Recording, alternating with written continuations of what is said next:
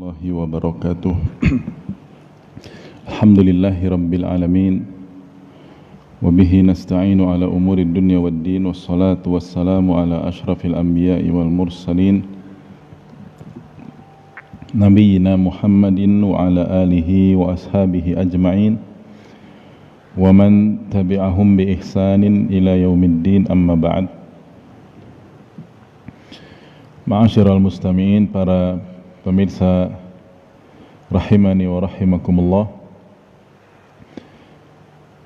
Pada kesempatan hari Rabu sore ini kita akan kembali melanjutkan pembahasan kitab Al-Fawaidul Manthurah, faidah-faidah yang berserakan, karya Profesor Dr.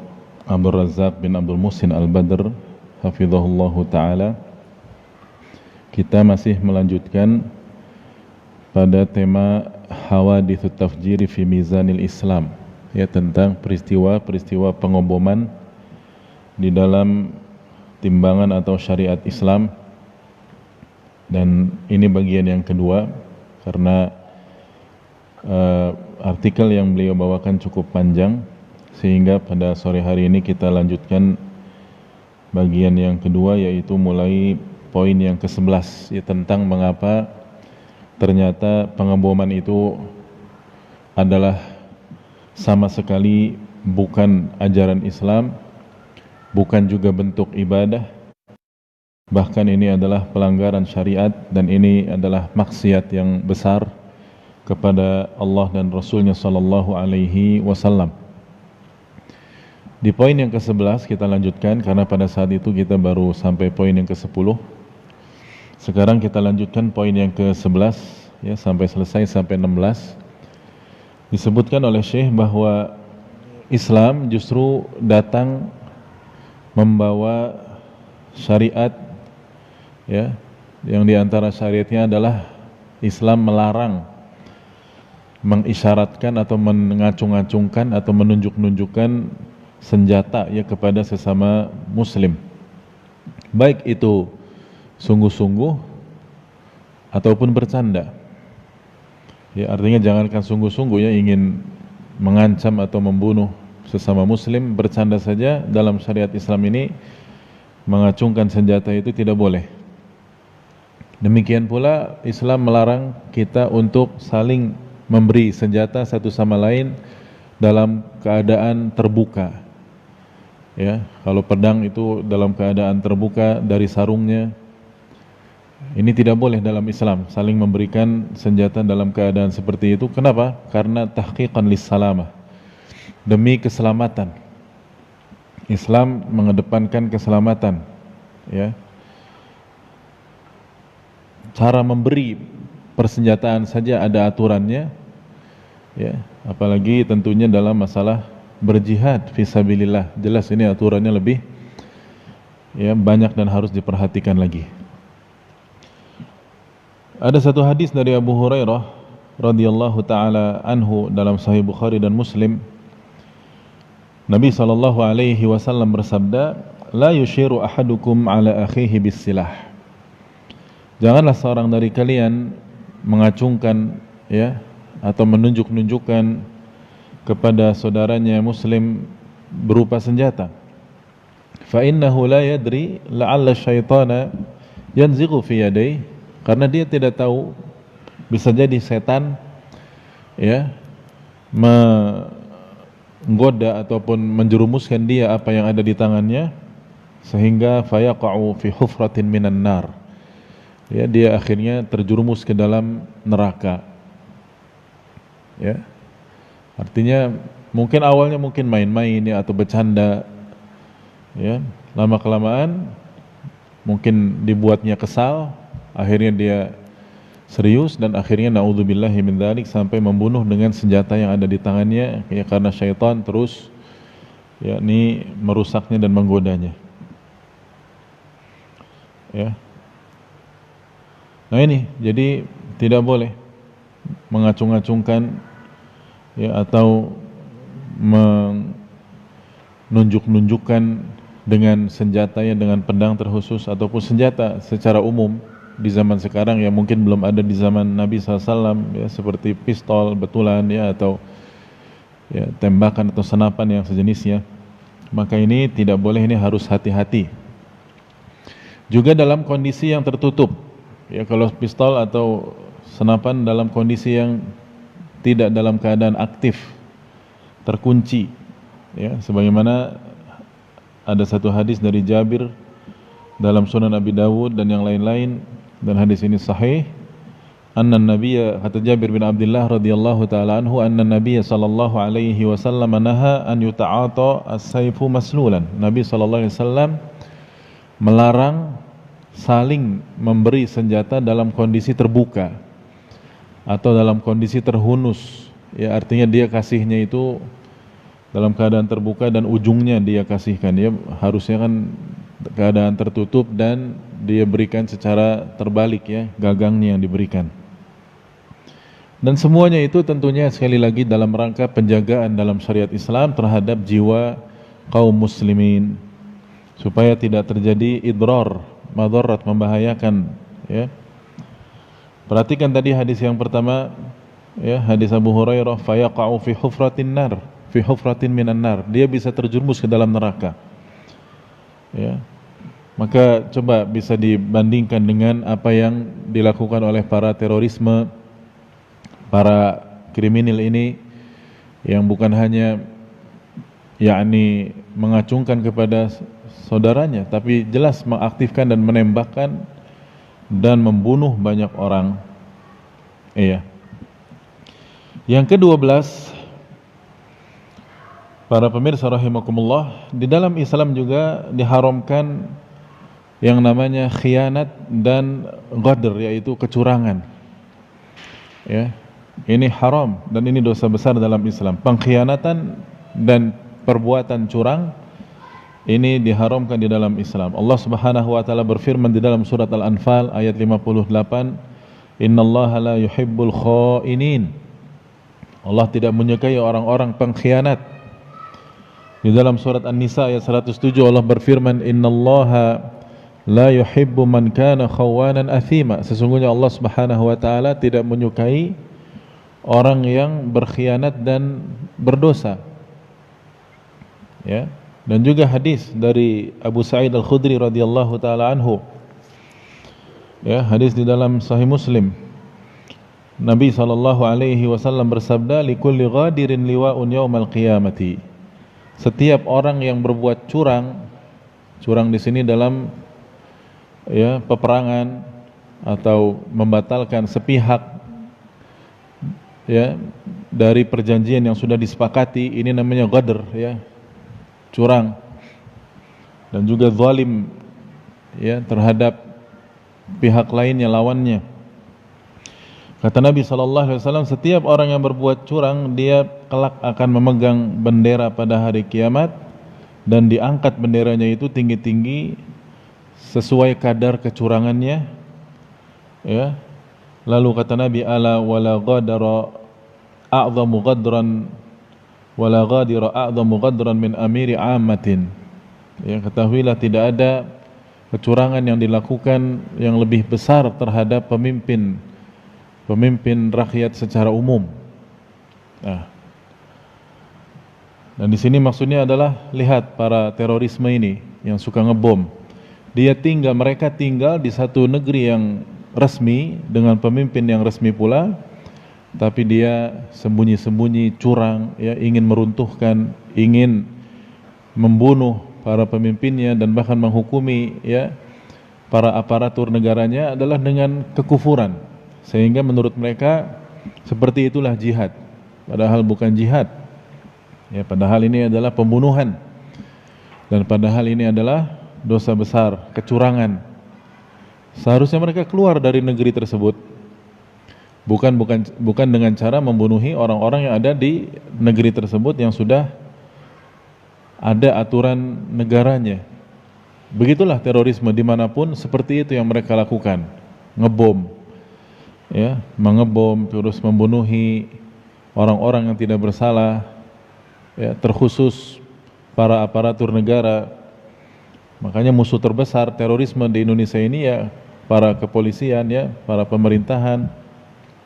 Padahal sekali lagi yang mereka anut itu bukan dari Islam sama sekali, tapi semata-mata ajaran yang keliru dan salah, yaitu Khawarij, yang memang mereka yakni keras kepada kaum muslimin, hanya menghukumi Islam pada diri mereka sendiri saja dan tidak mengakui keislaman orang lain. Dan yang mereka lakukan sekali lagi adalah kecurangan yang besar, ya.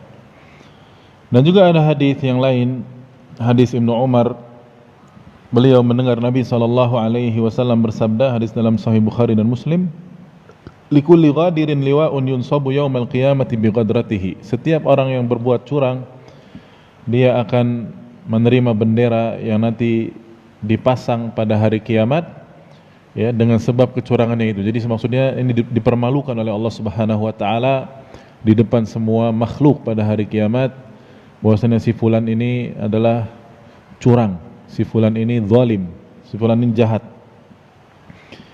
Dari Buraidah bin Al-Husayb radhiyallahu taala anhu, juga di dalam Sahih Muslim, ya, beliau menceritakan kana Rasulullah sallallahu alaihi wasallam idza amara amiran ala jaishin aw sariyatin, adalah Nabi sallallahu alaihi wasallam jika ingin memberangkatkan yakni pasukan perang, ya, beliau sallallahu alaihi wasallam berwasiat, ausahu fi khassatihi bitaqwallah. Beliau berwasiat dulu kepada komandannya secara khusus agar dia bertakwa kepada Allah, takut kepada Allah. Wa man ma'ahu minal muslimin khairan. Lalu kemudian Nabi menasihati seluruh kaum muslimin, ya, pasukan yang ikut dalam peperangan tersebut secara umum. Nabi berwasiat kebaikan-kebaikan. Dan di antara wasiatnya thumma qal, yaitu Nabi bersabda, ughzu bismillah, berperanglah dengan nama Allah, fi sabilillah, di jalan Allah, qatilu man kafara billah, perangi saja orang yang kufur kepada Allah, orang yang menentang Allah.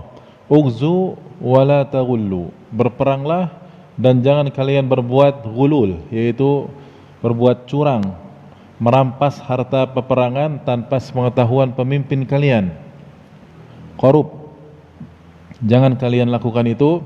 Wala taghdiru, dan jangan berbuat ghadrah, yaitu curang itu tadi. Wala tamthulu, dan jangan menyiksa dengan cara memutilasi musuh-musuh, ini tidak boleh dalam Islam, ya, mutilasi. Wala taqtulu walidan, dan jangan kalian membunuh anak-anak kecil. Nah, coba kita bandingkan dengan apa yang dilakukan oleh para pelaku pengeboman zaman sekarang, ya. Jangankan ada aturan-aturan yang boro-boro, ya, melihat aturan-aturan jihad di sini, semua mereka bunuh. Ya, bahkan yang terbunuh bukan target mereka, terkadang seringnya adalah justru kaum muslimin kebanyakan. Ya, seperti yang terjadi di Riyadh yang Syekh Abdul Razak bawakan, yang peristiwanya yaitu terjadi pada tahun 1424 Hijriah, tepatnya 12 bulan 3, ya, 1424 di Riyadh itu, ya. Bayangkan di Saudi ngebom, memangnya mau membunuh siapa, ya? Ya, ini taruhlah di sana negara Saudi menerima orang kafir dalam rangka tenaga kerja ahli, ya, untuk memperkerjakan mereka. Tapi yang terbunuh bukan orang kafirnya itu saja, jauh lebih banyak warga negara Saudi Arabia yang notabene mereka semua adalah kaum muslimin, orang-orang Islam, ya. Nah, itu jadi yang mereka lakukan bertolak belakang sekali dengan aturan-aturan dan syariat Islam dalam jihad fi sabilillah, yang tidak seperti itu. Lihat tadi pesan Nabi dalam berjihad. Yang ke-13, para pemirsa rahimakumullah, di dalam Islam juga diharamkan, tadi sudah disebutkan, yaitu diharamkan membunuh anak-anak dalam peperangan, juga membunuh kaum wanita, juga syuyukh kibar, yaitu orang-orang tua, kakek-kakek atau nenek-nenek yang sudah lanjut usia. Terkhusus mereka tidak ikut perang pula, ya. Seperti tadi dalam hadis Buraidah, wala taqtulu walidan, jangan bunuh anak-anak. Ya, dan juga ada satu hadis dalam Sahih Bukhari Muslim dari Abdullah bin Umar radhiyallahu taala anhuma, bahwasannya ada seorang wanita ditemukan oleh Nabi sallallahu alaihi wasallam ya di sebagian peperangan beliau dalam kondisi sudah terbunuh, mati dia bersama yakni orang-orang kafir yang terbunuh. Lalu Nabi marah dan Nabi mengingkari sekali. Ya, Nabi dikatakan di sini oleh Abdullah bin Umar, fa ankara Rasulullah sallallahu alaihi wasallam qatlan nisa'i wasibyan. Nabi sangat mengingkari ya pembunuhan kepada kaum wanita dan anak-anak. Itu dalam peperangan jelas-jelas. Lah ini bukan perang, bukan apa ya, lagi aman, lagi damai. Para teroris ini tiba-tiba mengadakan kekisruhan, kerusuhan di tengah-tengah kota, di tengah-tengah instansi. Ya, apakah seperti ini jihad? Terus yang mereka bunuh juga bukan hanya targetnya saja, tapi bahkan dirinya sendiri juga bunuh diri juga. Dan bunuh diri seperti ini, seperti bom bunuh diri ini, bukan mati syahid ini. Ya, ini adalah tetap saja bunuh diri namanya. Dan juga dari Anas bin Malik radhiyallahu taala anhu, ya, satu hadis yang juga sahih dalam Sunan Abi Dawud, namun didhaifkan oleh sebagian ulama, di antaranya Imam Al-Albani mendhaifkannya dalam Dhaif Sunan Abi Dawud. Namun maknanya di sini yakni sahih, kurang lebih sama dengan yang sebelumnya. Secara sanad dhaif ya, intaliqu bismillahi wa billah wa ala millati Rasulillah wa la taqtulu syaikhan faniyan. Nah itu sama ya. Nabi menasihati, kemudian pada akhirnya Nabi mengatakan, jangan kalian bunuh syekh yang sudah tua, wala tiflan, atau anak-anak, wala saghiran, dan jangan pula anak kecil, wala imra'atan, tidak boleh juga wanita. Ya. Yang ke-14, para pemirsa rahimakumullah, Islam sangat memelihara apa yang namanya perjanjian-perjanjian. Ya, kesepakatan-kesepakatan ini Islam sangat-sangat memelihara dan menghormatinya. Jangankan kesepakatan antara sesama kaum muslimin, kesepakatan yang sudah terjadi antara kaum muslimin dengan orang-orang kafir, tidak pernah Islam mengajarkan ya kita batalkan saja sepihak kesepakatan dengan orang kafir karena mereka orang kafir, nggak peduli. Tidak boleh. Terkhusus ya tentang pengharaman pembunuhan kepada orang-orang kafir yang sifatnya mu'ahad atau musta'man, yaitu orang kafir yang berada dalam perjanjian perlindungan negara kaum muslimin karena ada kepentingan tertentu. Ya seperti yang terjadi di Saudi Arabia, misalkan adanya beberapa orang kafir ya, dari baik itu misalkan dari Amerika atau dari Eropa masuk ke Riyadh karena mereka dibutuhkan keahliannya. Mereka masuk itu dalam kondisi dalam perjanjian untuk bekerja ya di pabrik sebagai tenaga ahli, pabrik minyak atau, nah ini tidak boleh diganggu, jangankan dibunuh ya, diganggu, disakiti saja tidak boleh dalam syariat Islam ya. Dan ini merupakan bentuk dakwah juga kepada mereka, bahwasanya Islam sangat-sangat memperhatikan mereka sehingga membuat mereka tertarik dengan izin Allah untuk masuk Islam. Beberapa ayat yang menunjukkan bahwasanya kita tidak boleh melanggar perjanjian adalah seperti dalam surat Al-Isra ayat 34, wa aufu bil ahdi innal ahda kana mas'ula, tepatilah ahad, janji, kesepakatan, sesungguhnya kesepakatan itu akan ditanya kelak nanti pada hari kiamat. Juga firman Allah dalam surat Al-Maidah ayat pertama, ya ayyuhalladzina amanu aufu bil uqud, wahai orang-orang beriman, tepati janji-janji sesama kalian. Ya. Jadi apa yang sudah disepakati ditepati, jangan dibatalkan sepihak. Siapapun pihak-pihak itu, jangankan sesama kaum muslimin, orang kafir pun tidak boleh dilanggar kesepakatan antara kita kaum muslimin dengan mereka. Dan ada satu hadis juga di dalam Sahih Bukhari dari Abdullah bin Amr bin Al-As radhiyallahu taala anhuma, bahwasanya Nabi SAW bersabda, man qatala mu'ahadan lam yarah raihatal jannah, siapa yang membunuh seorang kafir yang mu'ahad dalam perlindungan Islam, dalam perlindungan waliul amri, negeri yang ada di negeri yang kedatangan mereka itu, ya, lalu kita malah membunuhnya, maka dia tidak akan, ya, yang membunuhnya ini tidak akan mendapatkan baunya surga. Wa inna rihaha yujadu min masirati arba'ina aman, padahal bau surga itu didapati dari jarak 40 tahun. Ya subhanallah, ya, berarti ancamannya berat walaupun yang dia bunuh orang kafir. Dan juga hadis yang lain dalam Sunan Sahih Ibnu Hibban, dan hadis ini dihasani oleh Imam Al-Albani rahimahullahu taala dari Amr bin Al-Hamaq Al-Khuzai radhiyallahu taala anhu. Amr bin Al-Hamiqi Al-Khuzai radhiyallahu anhu, beliau mengatakan bahwasanya Rasulullah SAW bersabda, man amana rajulan ala damihi faqatalahu fa ana bari'un minal qatil. Kata Nabi SAW, siapa orangnya yang sudah membuat kesepakatan dengan seseorang lalu dia malah membunuhnya, ya, maka saya berlepas diri dari si pembunuh itu, kata Nabi SAW. Wa in kana al-maqtulu kafiran, walaupun yang terbunuh adalah orang kafir. Ya, sehingga siapapun di antara orang-orang kafir yang masuk ke negeri kaum muslimin, ya, dengan akad aman, ya, dengan akad perjanjian damai, ya, karena memang ada keperluan, kepentingan pekerjaan atau keahliannya dibutuhkan, ya, maka tidak boleh disakiti, apalagi sampai dibunuh. Ya, itu aturannya. Yang ke-15, para pemirsa rahimakumullah, di dalam Islam juga diharamkan, ya, berbuat kerusakan atau merusak barang-barang milik orang lain.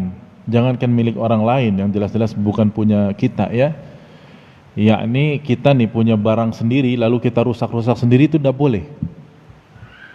Ya, kita punya misalkan jam tangan atau punya gadget, ya, lalu kita ini dengan dalih ini kan punya saya sendiri, mau saya banting, mau saya rusak-rusak, mau saya pecahkan, terserah saya. Tidak boleh walaupun punya sendiri, karena apa? Itu bentuk perusakan, dan Allah tidak menyukai orang-orang yang merusak. Innallaha la yuhibbul mufsidin. Apalagi yang dirusak bukan punya dia, punya orang.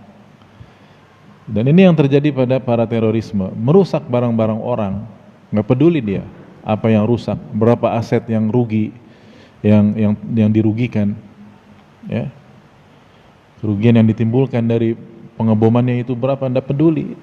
Nah ini kan, ya, kejahatan ini, tindak kriminal yang besar. Nabi SAW bersabda, sebagaimana dalam Sahih Bukhari dan Muslim dari Abu Bakrah radhiyallahu taala anhu, kata Nabi, fa inna dima'akum wa amwalakum wa aradakum bainakum haram. Sesungguhnya darah kalian, harta kalian, kehormatan kalian sesama kalian itu haram untuk dilanggar. Kahurmati yaumikum hadza, seperti haramnya hari kalian ini, ya. Pada saat itu Nabi, yakni, sedang berkhutbah, ya, ketika Hajjatul Wada' di Arafah. Fi syahrikum hadza, fi syahrikum hadza, ya, di bulan kalian ini, wa fi baladikum hadza, dan di negeri kalian ini, negeri haram. Ya. Dan sekali lagi coba kita bandingkan dengan mereka, para kriminal ini, ya, para terorisme ini. Betapa banyak kerusakan yang mereka timbulkan. Betapa banyak kerugian yang mereka, ya, lakukan, yang timbulkan, ya. Dan milik siapa? Apakah milik mereka? Bukan, milik orang-orang lain selain mereka. Dan yang terakhir, yang ke-16, para pemirsa rahimani wa rahimakumullah, ya, di antara pelanggaran pengeboman dalam syariat Islam yang mereka lakukan biasanya itu di malam hari, ya, seperti yang dilakukan di Riyadh ini di malam hari, dan di beberapa tempat di negeri kita juga ada yang di malam hari. atau di waktu yang orang sedang beristirahat, sedang lengah, ya. Ini dilarang juga dalam Islam. Nabi SAW melarang ini. Ya. Dari Abu Hurairah radhiyallahu taala anhu, ini dalam Musnad Imam Ahmad dan disahihkan oleh Imam Al-Albani dalam Sahihul Jami'. Ya. Dari Abu Hurairah, Nabi SAW bersabda, "Man ramana bil laili falaysa minna." Siapa yang menyerang kami di malam hari, kata Nabi, ini bukan termasuk golongan kami.